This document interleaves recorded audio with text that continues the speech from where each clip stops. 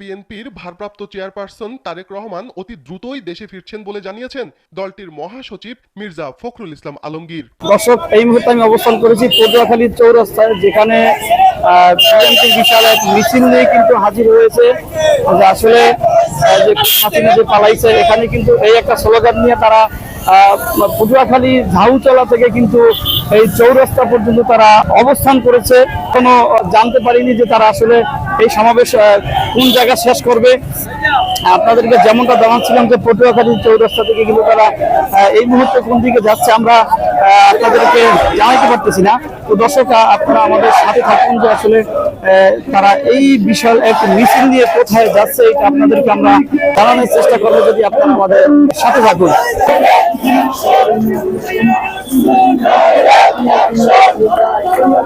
পটুয়াখালী হবে না সন্ত্রাসীদের আস্তানা, পটুয়াখালী হবে না কালাম মেজার আস্তানা, পটুয়াখালী হবে না রিয়াজ মেজার আস্তানা, পাকিস্তানে হবে না, পাকিস্তানে হবে না রিয়াজ মেজার আস্তানা, রিয়াজ মেজার দুই হাত ভেঙে দাও ঘুরিয়ে দাও, ভেঙে দাও ঘুরিয়ে দাও, রিয়াজ মেজার দুই হাত